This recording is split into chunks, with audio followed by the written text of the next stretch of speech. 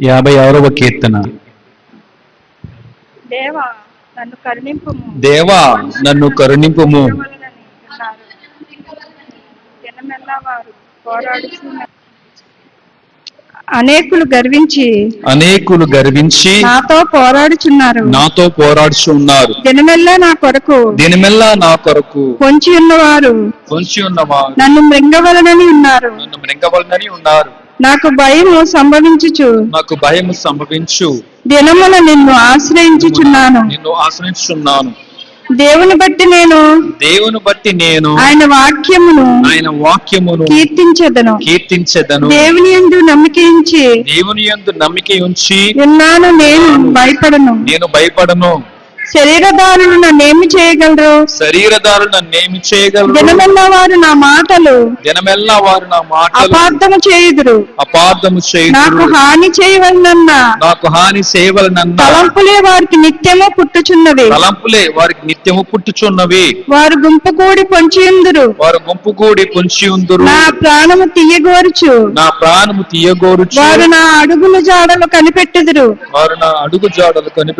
తాము చేయి దోషక్రియల చేత వారు తప్పించుకొందురా. దేవా కోపము చేత జనులను అనగగొట్టుము. నా సంచారములను నీవు లెక్కించి ఉన్నావు. నా కన్నీళ్లు నీ బుడ్డిలో ఉంచబడి ఉన్నవి. అవి నీ కవినలో కనబడుచున్నవి కదా. నేను మొరపెట్టు దినమున నా శత్రువుల వెనుకకు తిరుగుదురు. దేవుడు మన పక్షమున ఉన్నాడని నాకు తెలియను. దేవుని బట్టి నేను ఆయన వాక్యమును కీర్తించెదను. యెహోవాను బట్టి ఆయన వాక్యమును కీర్తించెదను. నేను దేవుని యందు నమ్మిక ఉంచి ఉన్నాను. నేను భయపడను. నరులు నన్నేమి చేయగలరు? దేవా నీవు మరణములో నుండి నా ప్రాణము తప్పించి ఉన్నావు. నేను జీవపు వెలుగులో దేవుని సన్నిధిని సంచరించినట్లు జారిపడకుండా నీవు నా పాదములను తప్పించి ఉన్నావు. నేను నీకు మొక్కుకొని ఉన్నాను. నేను నీకు స్తుతియాగము అర్పించెదను.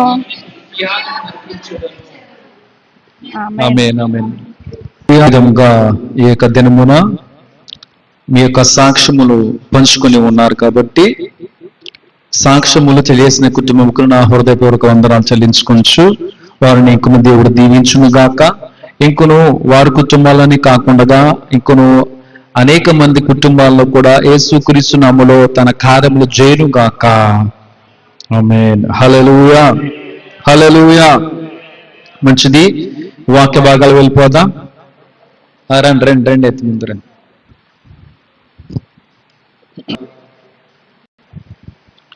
అందరూ మీ తెచ్చుకున్నారా? మీ బైబిల్స్ తెచ్చుకున్నారా? బైబిల్స్ అదే మనకి కత్తి, అంతేనంటారా? అదే మన కత్తి. మన క్రైస్తవులకి మన దేవుని బిడ్డల కంటే మనకు అదే కదా. దాన్ని బేస్ చేసుకొని ప్రతి ఒక్కరు కూడా నడుచుకోవాలి, జీవించాలి, బ్రతకాలి కదా. అవునండి, అదే మనకి ఆధారం కదండి మనకి. హల్లెలూయా, హల్లెలూయా.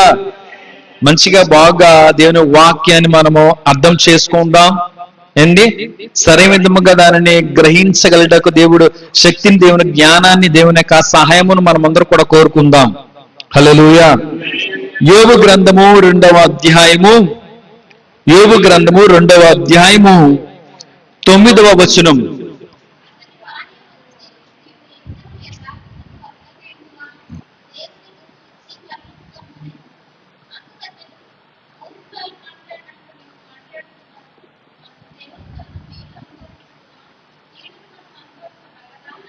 హల్లెలూయా.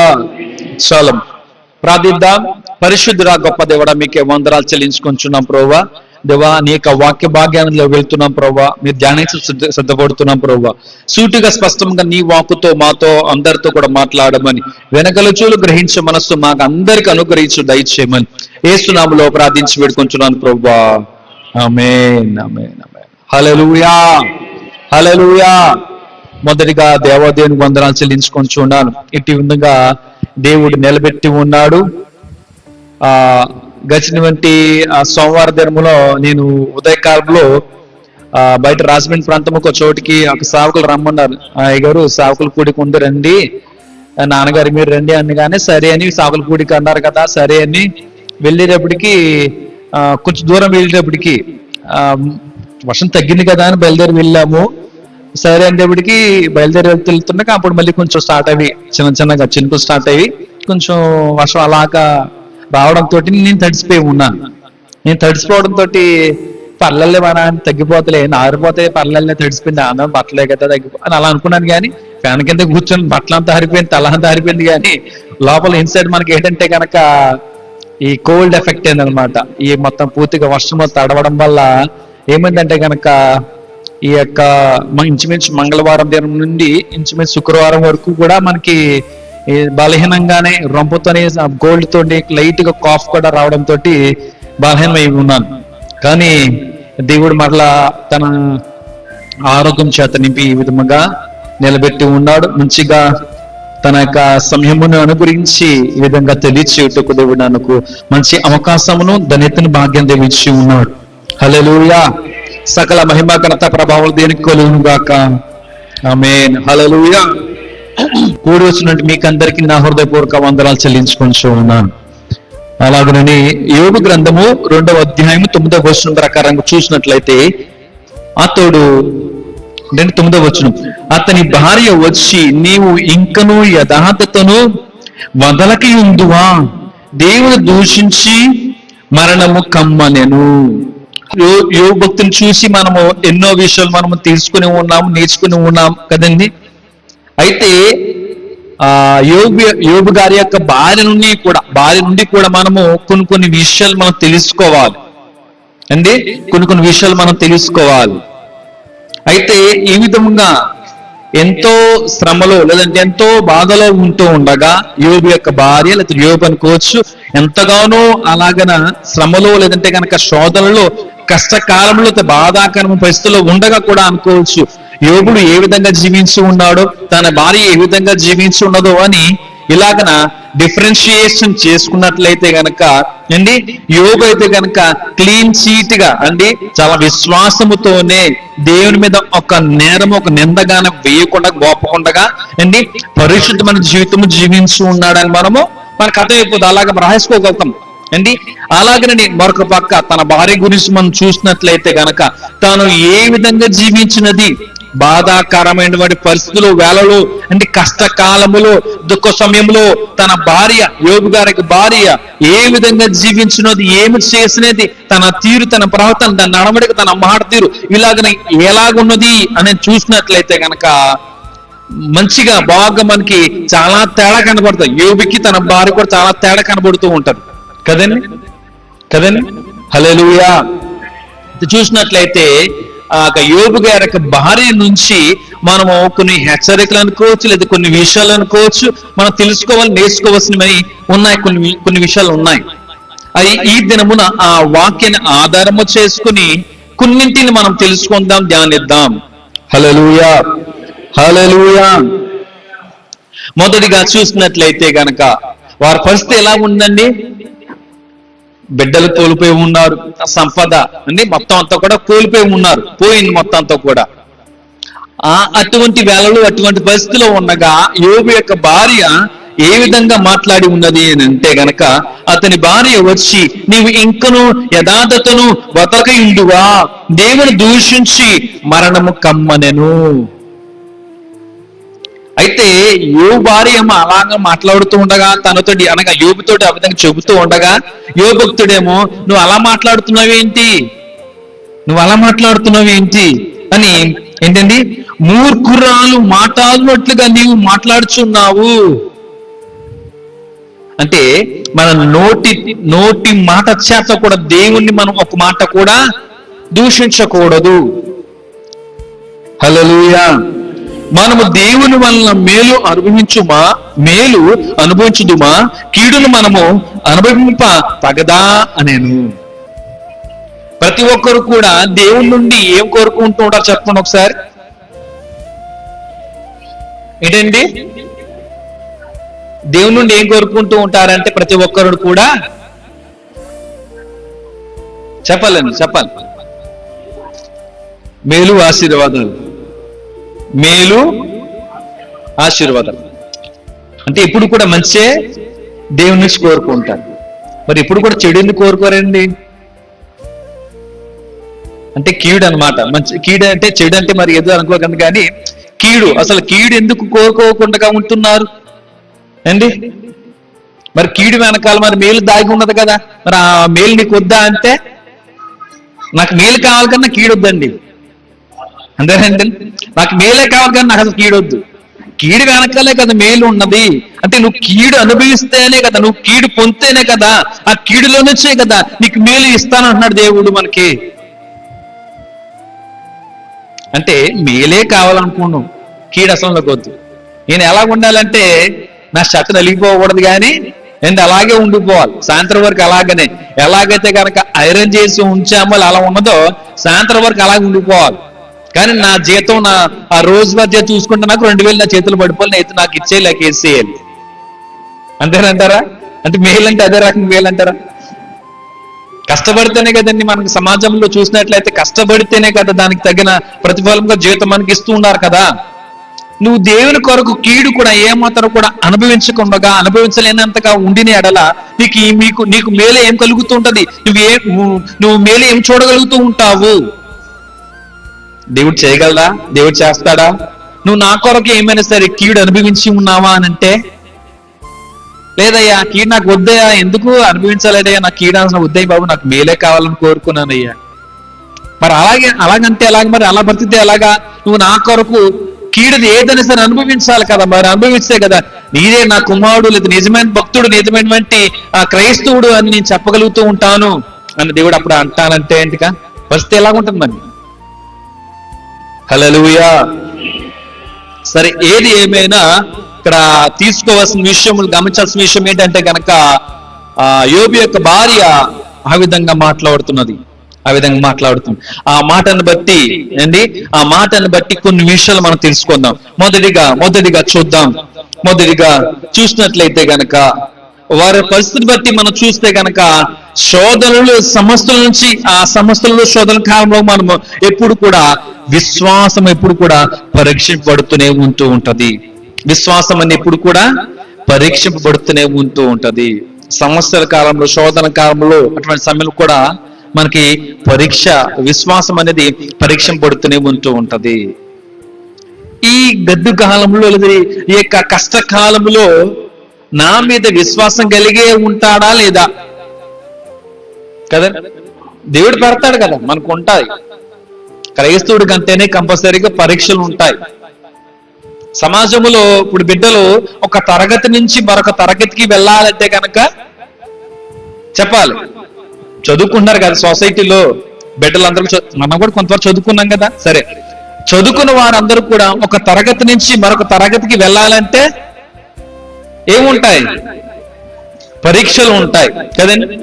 సంవత్సరం ఒకసారి పెడతారు పరీక్ష అంటే అవదు కదండి. స్లాబుల్ లాగా ఉంటాయి కదా అని అనుకోలేము, అని మెట్ల వారిగా అనుకోలేము అండి. వీక్లీ టెస్ట్లు ఉంటాయి, నెలవారీ టెస్ట్లు ఉంటాయి. అంటే మీకు అర్థమయ్యేదని చెప్తున్నాను. యూనిట్ టెస్ట్లు క్వార్టర్లీ అంటారు, హాఫ్ ఇయర్లీ అంటారు, దాని తర్వాత ప్రీ ఫైనల్ అంటారు, ఫైనల్ అంటారు అండి. ఇలా అనేక రకములుగా మనకి పరీక్షలు మనకు పెడుతూ ఉన్నారు.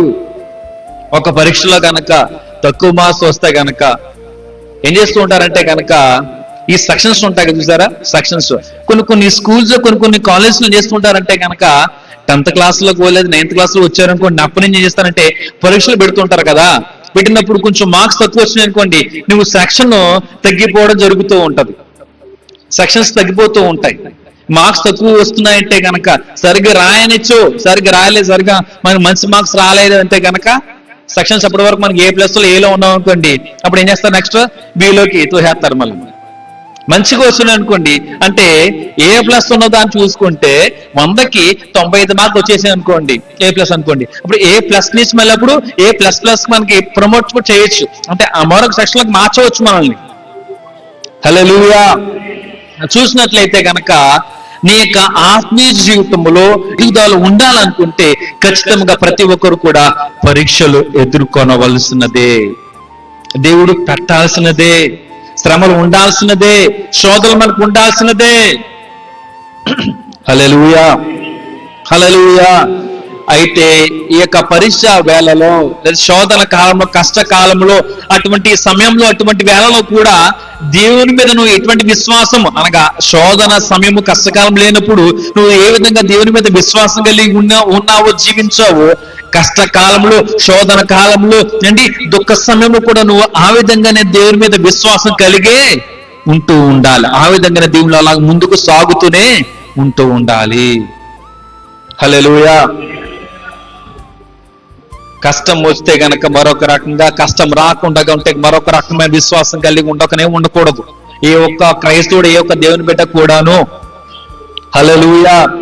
ఎప్పుడు కూడా నీకు విశ్వాసం ఎప్పుడు కూడా అండి చెదిరిపోకుండా, అంటే నువ్వు ఏ విధంగా ఉండాలంటే గట్టిగా స్థిరముగా దేవుళ్ళ నిలబడే అలాగన ఉండాలి. హల్లెలూయా.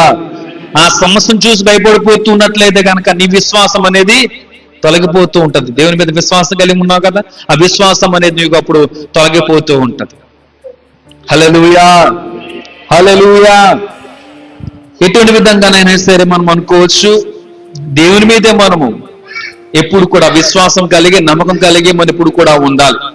పేతురు రాసినటువంటి మొదటి పత్రిక, మొదటి అధ్యాయము, పేతురు రాసినటువంటి మొదటి పత్రిక, మొదటి అధ్యాయము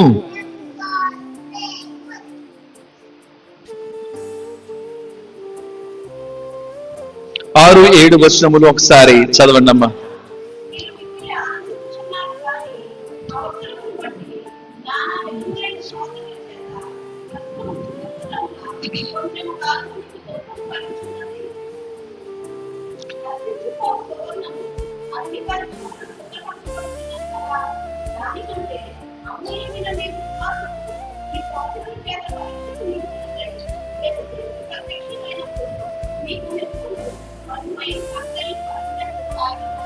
హల్లెలూయా, హల్లెలూయా. శోధన కాలంలో, కష్టకాలంలో, దుఃఖ వేళలో కూడా మనము దేవుని మీద ఎప్పుడు కూడా విశ్వాసం కలిగే ఉండి జీవిస్తున్నట్లయితే కనుక మనకి ఏమవుతూ ఉంటదంటే, మనకి మహిమను దేవుడు, ఘనతను దేవుడు మనకి ఇవ్వగలుగుతూ ఉంటాడు, ఇస్తూ ఉంటాడు. హల్లెలూయా, హల్లెలూయా.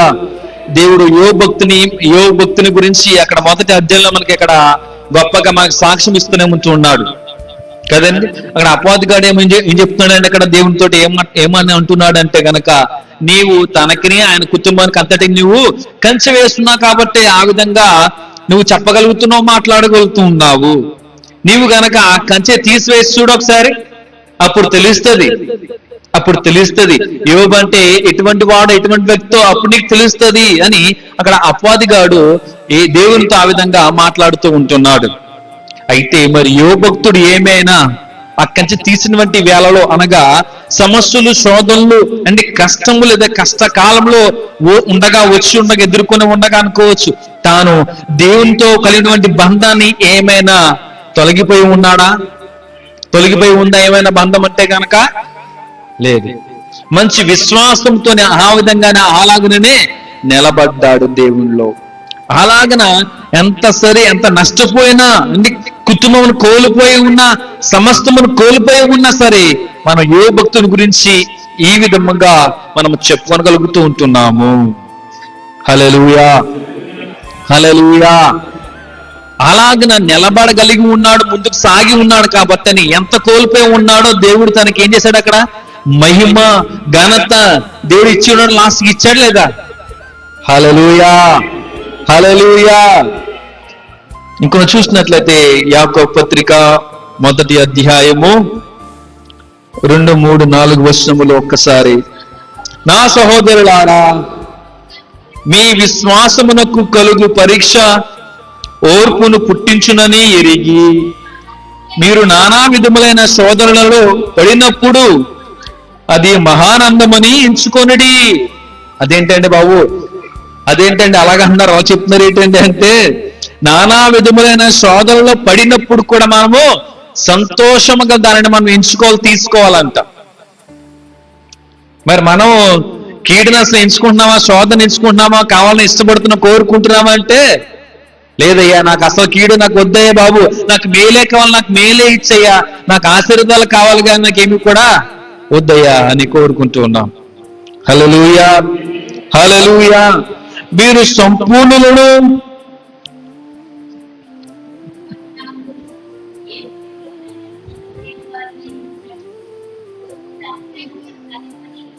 హల్లెలూయా. ఈ కష్టాలు లేదా సమస్యలు శోధనలు ఎంతకాలం ఉంటాయండి? ఎంతకాలం ఉంటాయండి? ఉంటే పోనీ ఒక రోజు ఉంటుందా, పోనీ ఉంటే పోనీ 3 రోజులు ఉంటుందా, పోనీ ఉంటే 10 రోజులు ఉంటుందా? అంతేనంటారా? నీ జీవితకాలం అంతా ఉంటుందా? దేవుళ్ళు అలాగన ఓర్పుతోటి, నిరీక్షణతోటి, విశ్వాసముతో, నా దేవునికి అసాధ్యమైనది ఏది? సమస్తము చేయగలడు కదా, ఆయన తీసివేస్తాడు.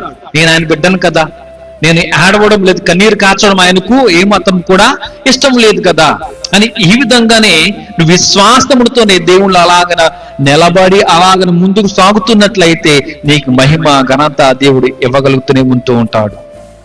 రెండవదిగా చూద్దాం.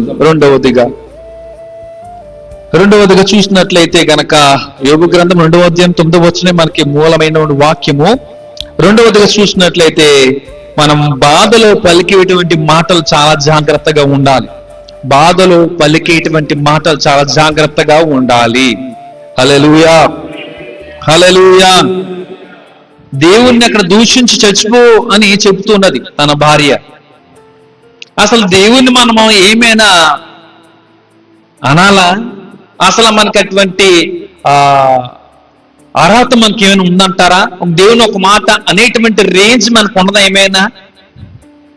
మనం ఎవరమండి అసలు దేవుని అనడానికి? అసలు మనం ఎవరమండి? హల్లెలూయా, హల్లెలూయా. ఎప్పుడు కూడా నిరాశతో, ఎప్పుడు కూడా అనేక రకములైనటువంటి విధముగా మాటలు ఎప్పుడు కూడా మాట్లాడకూడదు. చాలా జాగ్రత్తగా మనము నోటితో మనం జాగ్రత్తగా మాటలు మాట్లాడాలి. సామెతల గ్రంథము 18వ అధ్యాయం 21వ వచనంలో ఒకసారి చూద్దాం. సామెతల గ్రంథము 18వ అధ్యాయము 21వ వచనం. అక్కడ చెబుతున్నటువంటి మాట ఏమిటంటే గనక, జీవ మరణములు నాలుక వశము, దాని యందు ప్రీతిపడువాడు దాని ఫలము తిందును. హల్లెలూయా, హల్లెలూయా. జీవ మరణములు నాలుక వశము అంటే, నాలుక అంటే గనక నాలుకతో మనం మాటలు మనం మాట్లాడగలుగుతూ ఉంటాం, అంతే కదండి. నాలుక లేనిచో నోరు ఉంది కదా నాకు, ఏంటి కథవులు ఉన్నాయి కదా నాకు నాలుక లేదు అంటే మనం ఏమైనా మాట్లాడగలమా? మాట్లాడలేము. నాలుక ఉందా, కంపల్సరీగా ఉండాలి. హల్లెలూయా, హల్లెలూయా. అయితే మన నాలుకతోటి మన మాటల చేత ఎందరినో ఉజ్జీంపచేసే మాటలు, ధైర్యపరిచే మాటలు, మంచి మాటలు, లేదంటే శుభ పలుకులే మంచి మాటలు మనం ప్రతి ఒక్కరితో కూడా మాట్లాడుతూ ఉండాలి. అనగా ఆశీర్వాదకరమైన మాటలే మనము ఒకరితో మనం అలాగ మాట్లాడుతూ ఉండాలి. వారి జీవితానికి, లేదంటే వారి సమస్యల్లో ఉన్నారు, కష్టంలో ఉన్నారు అంటే వారికి ఎంతో ఏదో రకంగా ఏదో విధంగా చూసినా సరే మన మాటల చేత వారందరూ కూడా బలపడే విధముగానే మన మాటలు ఉండాలి. వారిని నిరుత్సాహపరిచే విధముగా మన మాటలు ఉండకూడదు, వారిని శపించే విధముగా మాటలు ఉండకూడదు, వారిని దిగజార్చే విధముగా మన మాటలు ఉండకూడదు. ఆ కష్టకాలంలో ఆపద వేళలో ఉండగా మన మాటలు వారిని కించపరిచే విధముగా, అవమానపరిచే విధముగా మన మాటలు ఏ విధముగా అలాగనే ఉండకూడదు. ఏ విధంగా ఉండాలంటే గనక ఒకరిని మనము దీవించే విధముగా, ఆశీర్వదించే విధముగా మంచి మాటలే మనము పలకాలి. దేవుడు నీకు నోరిచ్చారు కదా అని ఏది పడితే అది మాట్లాడతాను, అది నాకు హక్కు ఉంది, నాదిగా నన్ను కూర్చుంటే అవ్వదు.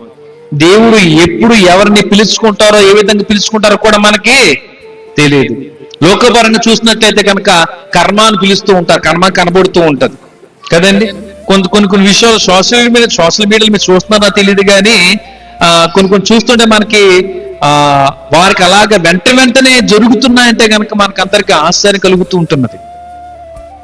ఒకరు కొంచెం పేదవారు ఉన్నారు, తన్నేసి వెళ్ళిపోతున్నారు అనుకోండి, వాళ్ళకి ఒక 10 అడుగులు అయిన తర్వాత 6 కిలోమీటర్ల తర్వాత అనుకోవచ్చు, వాళ్ళకి దానికి ప్రతిఫలం అని వాళ్ళు పొందుకుంటూ ఉన్నారు, వాళ్ళు చూడగలుగుతూ ఉంటున్నారు.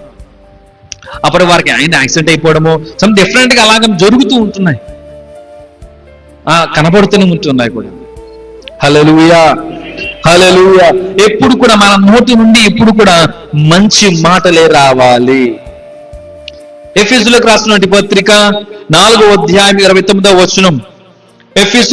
ఎఫెసీయులకు రాసినటువంటి పత్రిక 4వ అధ్యాయము 29వ వచనం.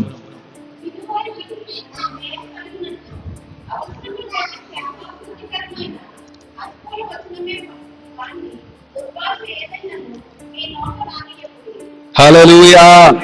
వినువానికి మేలు కలుగునట్లు మన మాటలు ఏ విధంగా ఉండాలంటే అండి, నీ మాటలు వింటున్నాడు కదా అని వేరే తాగుబోతాడా, లేదా నువ్వు ఇలాంటి వాడు, నువ్వు అలాంటి వాడు అని ఎలాగని మనము నువ్వు వర్స్ట్ గా, నువ్వు వేస్ట్ గాడివి, నువ్వు అనవసరం పుట్టు, అనవసరం ఇక్కడికి వచ్చావు, ఇలాగలేమి కూడా మనకి నోటి నుండి ఎప్పుడు కూడా మంచి మాటలే, అనగా మేలుకరమైన మాటలే, శుభ మాటలే, ఆశీర్వాదకరమైన మాటలు ఎప్పుడు కూడా రావాలి. మనం చిన్న వారితో మాట్లాడుతున్నా, పెద్ద వారితో మాట్లాడుతున్నా, మన నోరు ఉపయోగిస్తున్నాము, దాన్ని వాడుతున్నాము కాబట్టే ఒకరికి అది మేలుకరంగా.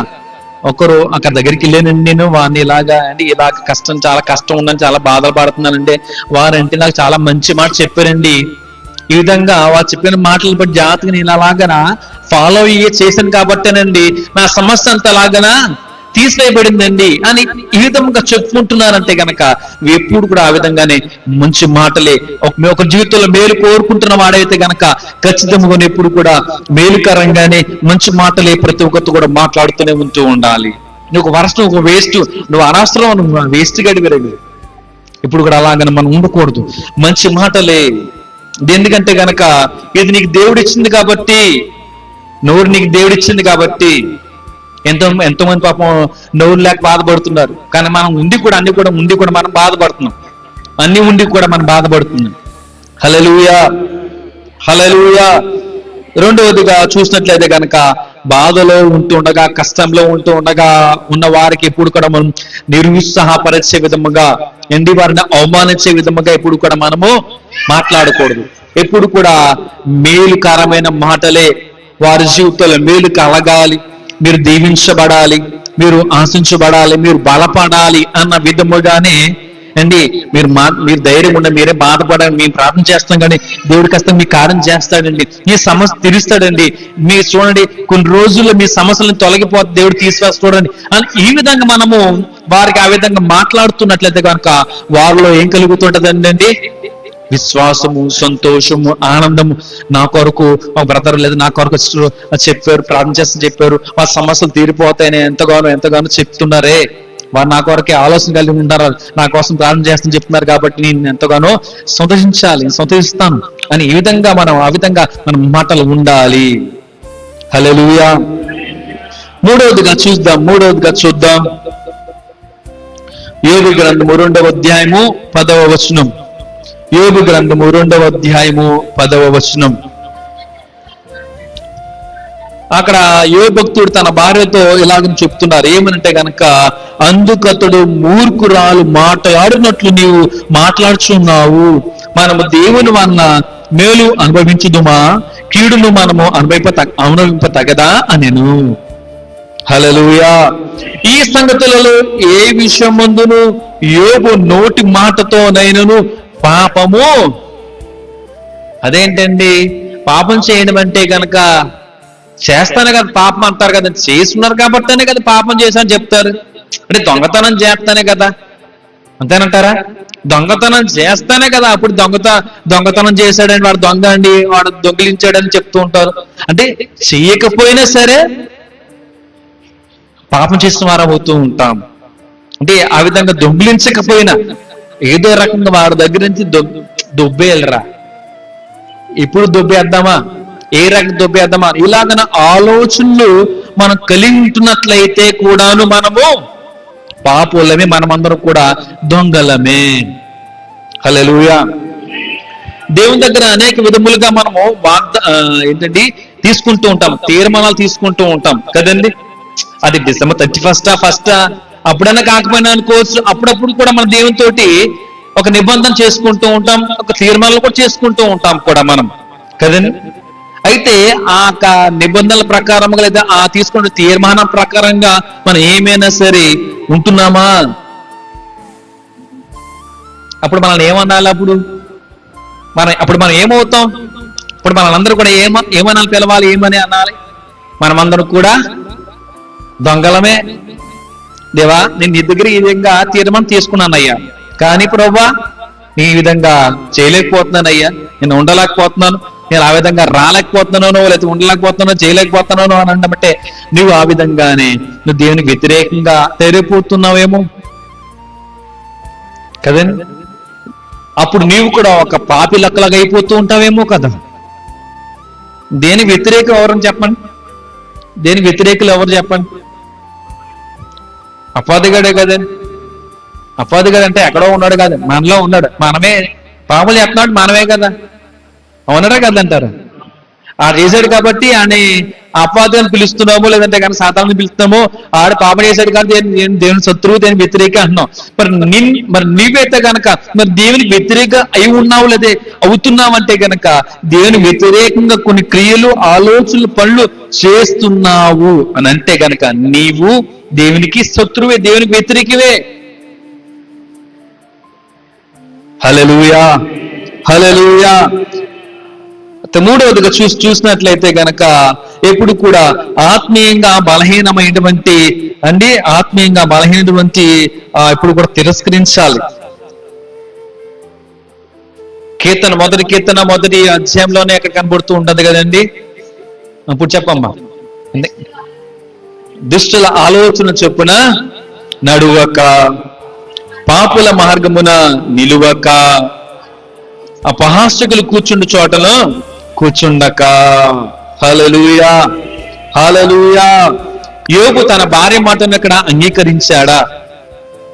ఏ ఒక్కరు కూడా అంగీకరించకూడదు కూడాను. అంతే కదండి. దేవుని నుంచి ఎప్పుడు కూడా మేలే మనం అనుభవించాలా? కీడుని ఎప్పుడు కూడా ఏ ఒక్కరు కూడా అనుభవించకూడదా? సమస్యలు మనకి ఎప్పుడు కూడా రాకూడదా? సమస్యలు లేని జీవితాలు మనకు కావాలా, ఉండాలా? అంటే ఇంకా అలాంటప్పుడు దేవుడు ఇంకా అవసరం లేదు, ఇంకా అలాంటి వారు కూడా ఉండకూడదు దేవుడు ఇంకా అలాంటప్పుడు. అంటే ఎప్పుడు కూడా నీ లైఫ్ అప్పుడు ఎలా ఉండాలని కోరుకుంటున్నావంటే ఒక హైవే లాగా ఉండాలని కోరుకుంటున్నావు, అంతేనంటారా? హైవే ఉందనుకోండి, ఎలా ఉంటుంది చెప్పండి? అడ్డులు, ఆటంకాలు, స్పీడ్ బ్రేకర్లు ఉంటాయి ఏమైనా? సాఫీగా చాలా మంచిగా బాగుంటే వెళ్ళిపోద్ది. అలాగే ఎక్కడ వెళ్ళిపోద్ది? అక్కడికి వెళ్ళిపోద్ది కదా. మెయిన్ రోడ్ ఉండడానికి అది మంచిగా కోరుకుంటూ ఉండాలి.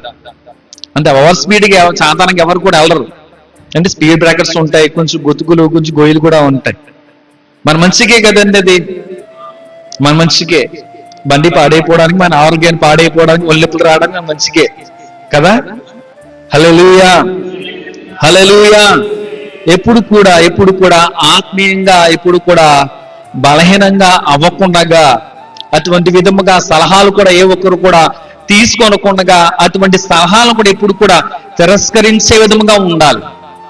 నీ ఆత్మజీవితం ఎప్పుడు కూడా వృద్ధిలోకి తెచ్చుకుంటూ ఉంటావా, లేదా ఫలించాలని ఆశపడుతూ ఉంటావా? అది పడిపోయినా పర్వాలేదు, పడిపోవాలి నా ఆత్మజీవితం కోరుకుంటూ ఉంటావా? మన ఆత్మీయత ఎప్పుడు కూడా వృద్ధిలోనికి తెచ్చుకుంటూ ఉంటాం. ఫలభరితంగా ఉండాలి, ఆశీర్వాదకరంగా ఉండాలి, అంటే చిగురించాలి అనే విధంగా ఎంతగానో దేవుళ్ళు అలా ఎదగాలి అని కోరుకునేటువంటి ఆలోచన, ఆశ మనకందరికీ ఉన్న ఎడలా అండి అటువంటి దుష్టుల యొక్క ఆలోచనలు, సలహాలు, మాటలు మనం ఎప్పుడు కూడా తీసుకోకూడదు. అటువంటి వారి యొక్క సలహాలను, మాటలు కూడా మనం ఏం చేయాలంటే అండి తిరస్కరించాలి. హల్లెలూయా, హల్లెలూయా. ముక్కుసూటిగా డైరెక్ట్ గా స్ట్రైట్ ఫార్వర్డ్ గా, రే నువ్వు నాతో మాట్లాడకరా, నీ మాటలు నాకేం వద్దురా, నువ్వు నాకు నచ్చవు, నీ మాట నాకు నచ్చవు, వద్దురా, నువ్వు వేస్ట్ గాడివి అని చెప్పేసి అన్నాము అనుకోండి, ఉదాహరణకి అన్నామే అనుకోండి, గొడవ అవుతుంది. అక్కడ గొడవ అవుతుంది. ఏం చేయాలప్పుడు? దుష్టులు అని నీకు కంపల్సరీగా అనిపించినప్పుడు నువ్వు తెలుసుకున్న తర్వాత నువ్వు వారితో ఎంతవరకు ఉండాలో అంతవరకు ఉండాలి. అంటే ఎంతవరకు అంటే హాయ్ బాయ్, అర్థమైందా? హాయ్ అంటే హాయ్, బాయ్ అంటే బాయ్, అంతే బస్. లేదా హాయ్ చెప్పలేదా, నువ్వు చెప్పకపోయినా పర్వాలేదు, ఫోన్ నీకు చెప్పాలనిపించిందా? ఒక హాయ్ బాగున్నారా, ఓకే సార్, అంతేగాని అంతకు మించి వాళ్ళ దగ్గరికి వెళ్ళిపోయి ఏంటి గూడు పుటాని అంటారు కదా, మీటింగ్లు కూడా మనం అక్కడ పెట్టకూడదు. పెడితే కనుక ఏమవుతుంటది? మొదటి కనబడుతుంది కదా, కీర్తన మొదటి అధ్యాయం మొదటి చరణం కనబడుతుంది. నడిస్తే ఏమవుతుంటదంటే అండి, వారితో సహవాసం చేస్తే గనక నీ ఆత్మ జీవితం ఏమవుతుంది? పతనమైపోద్ది, బలహీనమైపోయి పడిపోతుంది. వృద్ధులకు రాదు, ఇంకేం కనపడుతుంది? ఇంక ఏమైనా వృద్ధులకు వస్తా అనుకుంటే వెనక దుష్టులు అందరూ కూడా ఎటకారాలు చేస్తూ దుష్టులు ఉంటారు, కామెడీ సెక్షన్ ఇలాగ చేస్తూ ఉంటారు. అప్పుడు ఏమవుతుంటది? నీకు మంచి పేరు ఎప్పటి వరకు ఉందనుకోండి, వారితో ఉన్నావు అనుకోండి, వారితో మాట్లాడుతున్న వారితో కొంచెం మాట్లాడంటే గౌరీ వీడు కూడా అలాంటి వాడరా అని నీకు కూడా ముద్ర వేస్తారు, పడిపోతుంది, ముద్ర కూడా పడిపోద్ది కదండి. అందుకని ఎంతవరకు ఉండాలో అంతవరకు. హాయ్ అంటే హాయ్, బాయ్ అంటే బాయ్. Praise lord brother. క్రైస్తులే ఉండరనుకో ఎప్పుడు కూడా అనుకోకూడదు కదా. క్రైస్తువులు కాని వారైతే అలాంటి వారు అనుకోవచ్చు లేదు కదా. క్రైస్తవులు దేవుని బిడ్డలు కూడా ఉంటారు కదా. ఎంతవరకు ఉండాలో అంతవరకే వారితో మనం ఉండాలి. హల్లెలూయా, హల్లెలూయా. మొదటి కొరింథీయులకు రాసిన మొదటి పత్రిక 15వ అధ్యాయము 33వ వచనం.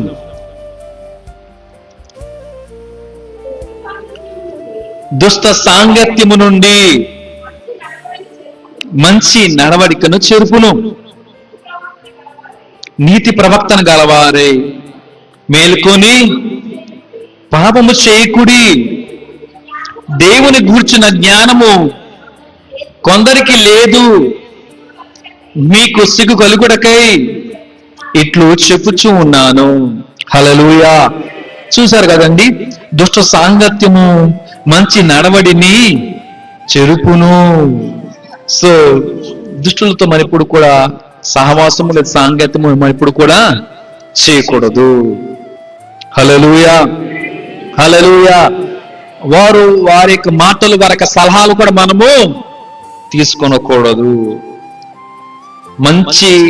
మంచిగా ఆత్మీయంగా అండి ఆశీర్వాదకరమైనటువంటి కుటుంబముగా, జీవితముగా అండ్ మంచి ఆత్మీయులు వారి కంపల్సరీగా వారితో మనం సహవాసం చేస్తూ, వారి యొక్క సలహాలు తీసుకుంటూ, వారి యొక్క మాటలు మనము యాక్సెప్ట్ చేస్తూ ఆ విధంగా ఉంటున్నట్లయితే, ముందుకు సాగుతున్నట్లయితే ఖచ్చితంగా నీ ఆత్మీయ జీవితం ఎప్పుడు అయినా సరే చూసిన ఎడలా ఎదుగుతూనే ఉంటది. హల్లెలూయా, హల్లెలూయా. ప్రతి సలహాను, ప్రతి మాటను మనం చూసిన ఎడల దేవుని యొక్క వాక్యానుసారంగా ఉన్నదా ఏంటి, దేవుని యొక్క వాక్యంతో మనం పోల్చుకుంటూ దేవుని వాక్యానుసారంగా ఉన్నదా అని ఎప్పుడు కూడా మనము ఆ విధంగా పరిశీలించి మనం ఇప్పుడు కూడా తీసుకుంటూనే ఉంటూ ఉండాలి. హల్లెలూయా, హల్లెలూయా. నాలుగవదిగా చూద్దాం. 2వ అధ్యాయం 10వ వచనం, యోబు గ్రంథము 2వ అధ్యాయం 10వ వచనంలోనే చూసినట్లయితే చదవండి ఒకసారి.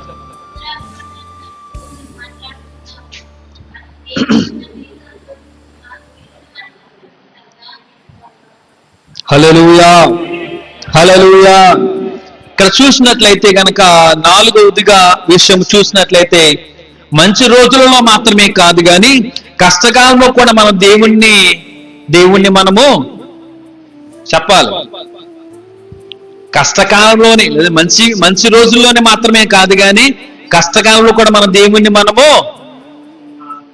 నమ్మాలి. ఏం చేయాలండి? నమ్మాలి.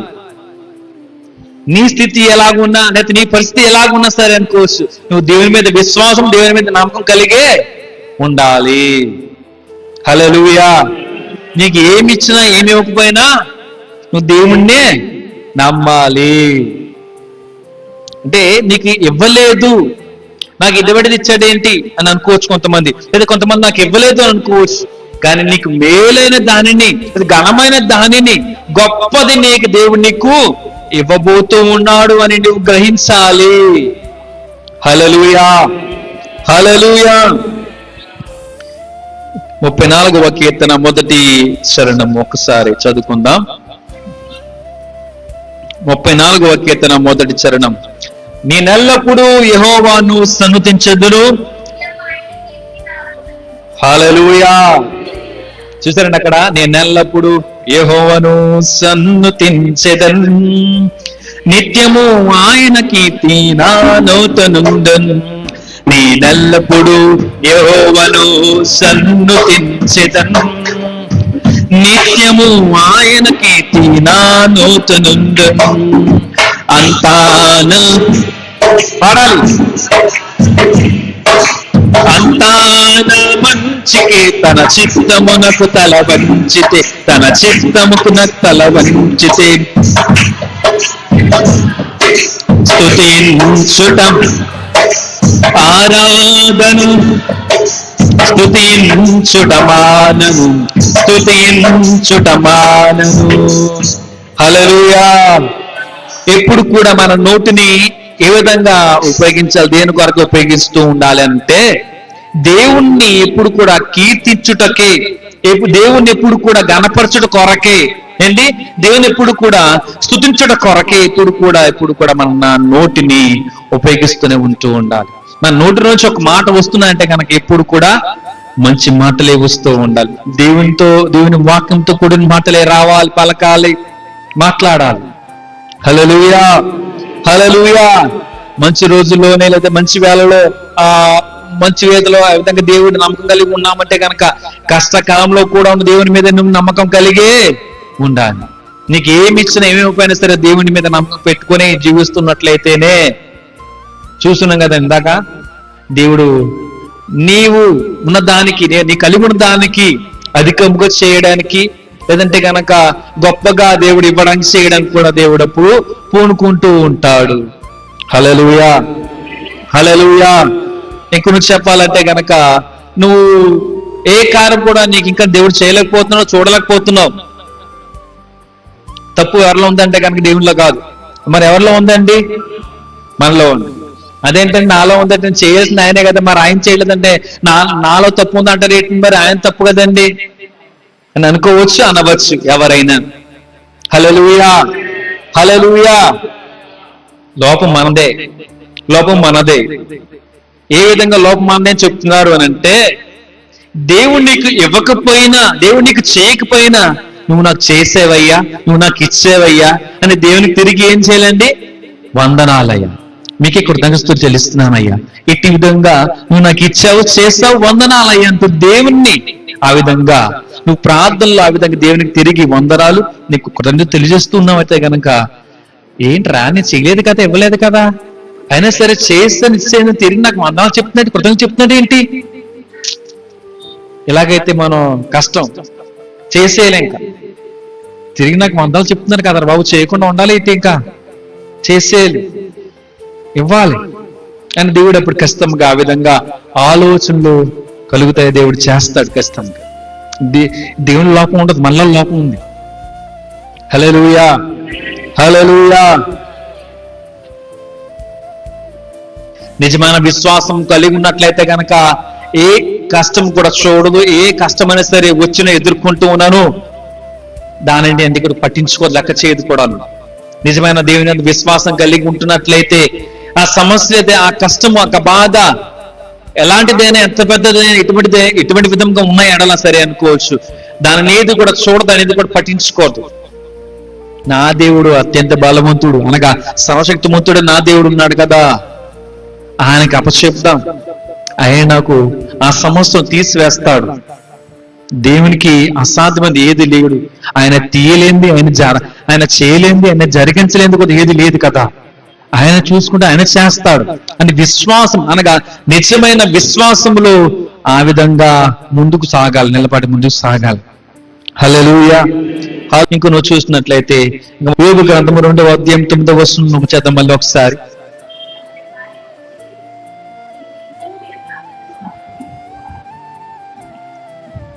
హల్లెలూయా, హల్లెలూయా.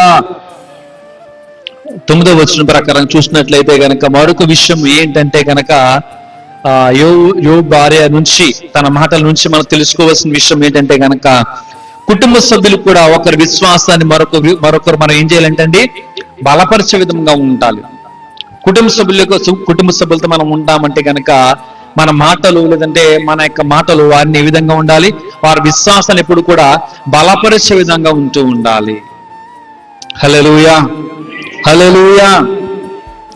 ఇక్కడ ఏంటంటే కనుక భారీగా అక్కడ యోబుతో ఆ విధంగా ధైర్యపరచాల్సినటువంటి తన పొజిషన్ తన అలాంటిది. ధైర్యపరచాల్సినటువంటి యొక్క వ్యక్తి, అటువంటి మనిషి యోబు యొక్క భార్య. అయితే ఏం చేస్తున్నది అంటే, ఏం చేస్తున్నది అంటే కనుక నిరుత్సాహపరిచి అండి, అధైర్యపరిచి, అవిశ్వాసంగా అయిపో అన్న విధముగా చేయడానికి సిద్ధపడిపోయి ఆ విధంగా పలికిన విధముగా మనకు అక్కడ అర్థమవుతూ ఉంటున్నది. హల్లెలూయా. నువ్వు దేవునిలో ఒక రకమైన విశ్వాసం కలిగి ఉన్నావంటే కనుక నువ్వు వారితో మాట్లాడుతున్నావు, అందుకే నీ కుటుంబీకుడు కాబట్టి నువ్వు వారితో మాట్లాడుతున్నావు కాబట్టి నీ విశ్వాసాన్ని ఎప్పుడు కూడా బలపరిచే విధముగా అండి, అభివృద్ధి పరిచే విధముగా మంచిగా నీవు ఆ విధంగా నిరుత్సాహపరచకుండా ప్రోత్సహిస్తూ వారిని బలపరుస్తూ ఆ విధంగా ఆదరిస్తూ మంచి మాటలే వారితో కూడా నువ్వు మాట్లాడే విధంగా ఉండాలి. హల్లెలూయా, హల్లెలూయా. మన కుటుంబీకులు మనతో ఎలాగుంటున్నారు, అయితే మనము మన కుటుంబీకులతో ఎలాగుంటున్నాం, వారి విశ్వాసంలో ఏమైనా సరే బలపడే విధముగా ఏమైనా కూడా మన ఆ విధంగా ఉంటున్నామా? హల్లెలూయా, హల్లెలూయా. బలపరచాలి. నీ కుటుంబీకుడే కాబట్టి, వాడు క్రైస్తవుడే, వాడు దేవుని బిడ్డే కదా. దేవుడి బిడ్డ కాకపోయినా సరే అనుకోవచ్చు, నువ్వు వారితో దేవుని మాటలు మాట్లాడుతున్న ఎడల అప్పుడు ఏమవుతుంటది, వాళ్ళు బలపడడానికి లేదా ఆలోచన రావడానికి, మార్పు రావడానికి అండి, చేంజ్ అనేది మనం చూడడానికి కూడా అవకాశాలు ఉంటూ ఉంటాయి. నువ్వు ప్రాపర్గా సరైన విధంగా నువ్వు వారితో మాట్లాడినచ్చు ఇప్పుడు కూడా బలపరిచే విధముగా మన మాటలు ఉండాలి. మన కుటుంబీకులతో కూడా మన విధంగా ఉండాలి. మన విశ్వాసాన్ని కూడా అభివృద్ధి పరిచే విధంగా ఉంటూ ఉండాలి. హల్లెలూయా, హల్లెలూయా. చివరిగా ఒక విషయం తెలిసినాక మాటలు ముగిస్తాను. యోబు గ్రంథం 42వ అధ్యాయము 10 నుండి 16 వచనం వరకు చూసిన ఎడల మనకు అర్థమవుతున్న విషయం ఏంటంటే గనక, మరి నీవు దేవుళ్ళో ఏ విధంగా విశ్వాసం కలిగి నిలిచి ఉన్నావు, లేదా ఆ దేవుళ్ళు అలా ముందుకు సాగుతూ ఉన్నావో మన ప్రశ్న వేసుకునే ఎడల ఈ యొక్క దేవుని యొక్క మాటలు, దేవుని యొక్క వాక్యం అక్కడ జాబు ఇచ్చే విధముగా ఉంటూ ఉన్నది.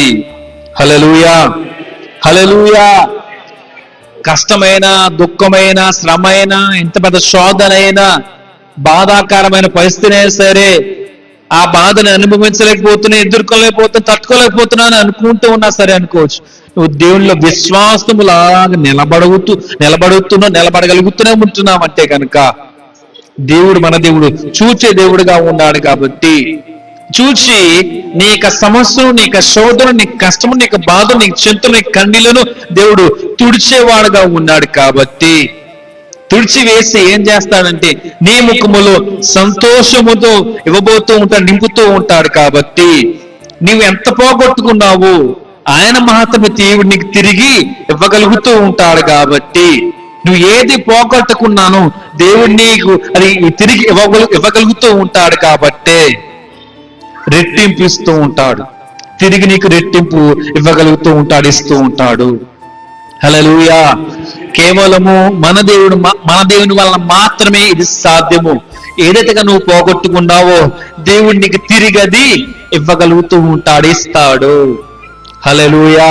ఇక్కడ యోబు భక్తునికి చూసినట్లయితే గనక రెట్టింపు ఇక్కడ అనుగ్రహించి ఉన్నాడు.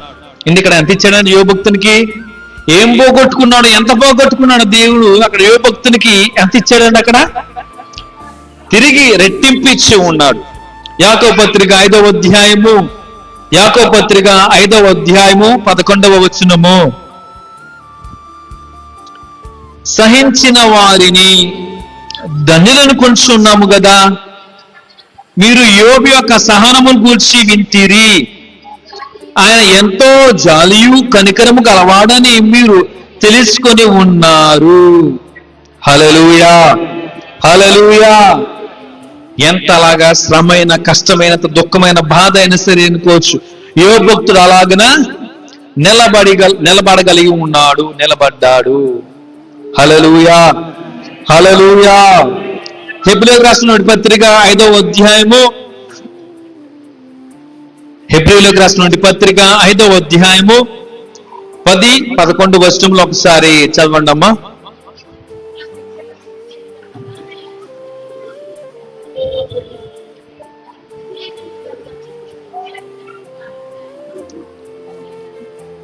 పదకొండుకు చదవండి.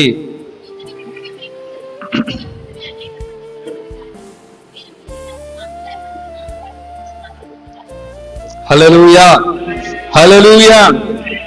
ఇక్కడ చూసినట్లయితే తనకు విధేయులైన వారందరికీ, హల్లెలూయా, దేవుని మనమందరం కూడా విధేయులై ఉండాలి, చూపుతూనే ఉంటూ ఉండాలి. హల్లెలూయా. ఆ విధంగా దేవుని మాటకు ఎప్పుడు కూడా ప్రతి ఒక్కరు కూడా విధేయత లేదా విధేయులై ఉంటున్నారు ఉంటే గనక దేవుడు వారికి అందరికీ ఏమి ఇవ్వబోతూ ఉంటాడు, ఏమి ఇస్తాడంటే అండి ఇక్కడ నిత్య రక్షణ. దానికి అర్థం చెప్పండి ఒకసారి, నా మాటలు ముగిస్తున్నాను. ఇంకా నిత్య రక్షణ అంటే ఏం చెప్పండి, పోనీ రక్షణ అంటే ఏం చెప్పండి ఒకసారి. పోనీ ఇప్పుడు వస్తుంది బండి లైన్లో వస్తుంది. రక్షణ అంటే ఏం చెప్పండి ఒకసారి. రక్షణ రక్షణ నా వరకు రాలేదు చెప్పాలి. రక్షణ దేవుని తెలుసుకోవడం రక్షణ. మరి నిత్య రక్షణ అంటే నిత్య రక్షణ ఇస్తానని చెప్తున్నారు అక్కడ. నిత్య రక్షణ ఇస్తానని చెప్తున్నారు అక్కడ. రక్షణ అంటే దేవుని తెలుసుకోవడం, రక్షించడము, మనల్ని కాపాడము, అంతేనంటారా? ఎవరు కాపాడుతారో లేదా ఎవరు రక్షిస్తారు అంటే కనుక ఆయన తెలుసుకున్నవారు లేదా ఆయన నమ్మకం కలిగి ఆయన విశ్వాసం ఉంచి ఆయన రక్షణ పొందిన వారు, అనగా బాప్తిస్మం తీసుకున్న వారు అందరూ కూడా రక్షించబడిన వారు అవుతూ ఉంటారు. అంతేగాని ఆ రక్షణ ఎవరు ఇస్తున్నారు అంటే యేసుక్రీస్తు వారు ఇస్తున్నారు. ఓకేనండి, అర్థమవుతుంది కదా. ఆయన మనకందరికీ నిత్య రక్షణ ఇస్తానని చెప్తున్నారు. రక్షణ అనేది మనకి కాపాడము, రక్షించడము అనేది కదా. నిత్య రక్షణ అంటే కనుక నీకు ఎప్పుడును అంటే రక్షణ కావాలి, నీకు నిత్య రక్షణ కావాలంటారు. అప్పుడు అంటే కీడు కాలం మేలు కావాలంటే మేలే కావాలని కోరుకున్నారు కదా. ఇప్పుడు నిత్య రక్షణ కావాలనే కోరుకోవాలి. అంటే ఎలా ఉండాలి, ఎప్పుడు మనకు దేవుడు ఇస్తానని చెప్తున్నారు, ఆయన యందు మనం విధేయులై ఉండాలి. ఆయనకు ఆయన మాటకు ఎప్పుడు కూడా విధేయత చూపుతూనే ఉంటూ ఉండాలి. అలాగని ఉండిన వారమైతేనే మనకి నిత్య రక్షణ దేవుడు ఇస్తూ ఉంటాడు. హల్లెలూయా, హల్లెలూయా. దేవుడు నిత్యం మన కాపుదల ఇవ్వగలుగుతూ ఉంటాడు, కంచె వేయగలుగుతూ ఉంటాడు. మనల్ని అలాగ నిత్యం అలాగా రక్షించి కాపాడుతూనే ఉంటూ ఉంటాడు. హల్లెలూయా, హల్లెలూయా. కాబట్టి విశ్వాసంలోనే అలాగని నిలిచి దేవుల్లోనే అలాగన ముందుకు సాగుతూనే ఉందాం. నువ్వు అలాగ సాగుతూనే ఉన్నావు, విశ్వాసంలో అలా నిలబడి ఉన్నావు. కష్టమైన, దుఃఖమైన, బాధ అయిన, శ్రమ అయిన, ఎంత పెద్ద శోధన అయినా సరే పట్టించుకోకు. ఆయన కూడా పక్కన పెట్టి ఎన్ని తోసివేసే అలాగని ముందుకు వెళ్ళిపోతూనే ఉంటున్నట్లయితేనే నీ జీవితము ఆశీర్వాదకరమైన జీవితముగా, నీ జీవితము ఫలభరితమైన జీవితముగా, నీ జీవితము ఫలించినటువంటి జీవితముగా, ఫలించడి కొమ్మగా ఉండడానికే అవకాశాలు ఉంటూ ఉంటాయి. హల్లెలూయా, హల్లెలూయా. ఎంత పోగొట్టుకున్నావో అప్పుడు దేవుడు అన్ని కూడా నీకు తిరిగి సమస్తం దేవుడు నీకు ఇవ్వడానికి ఇష్టపడుతూనే ఉంటూ ఉంటాడు. అటువంటి గొప్ప దేవుని కలిగి ఉన్నావు, పూజిస్తున్నావు. ఆయన విశ్వాసం కలిగే ఉండాలని కోరుకుంటూ తెలియస్తూ, ఇక యోబు భార్య వలె ఏ మాత్రమును ఆ విధంగా నడవకూడదని, ఆ విధంగా ఉండకూడదని, జీవించకూడదని మీకందరికీ నా మాటలు తెలియస్తూ, అందరూ దేవునికి ప్రీతికరముగా లేదంటే కనుక ఇష్టలుగా సమీపముగా ఉండాలని తెలియస్తున్న మాటలు ముగిస్తున్నాను. కొద్ది మాటలు మన నీటిలో దీవించి ఆస్వాదించి ఫలించును గాక. ఆమేన్.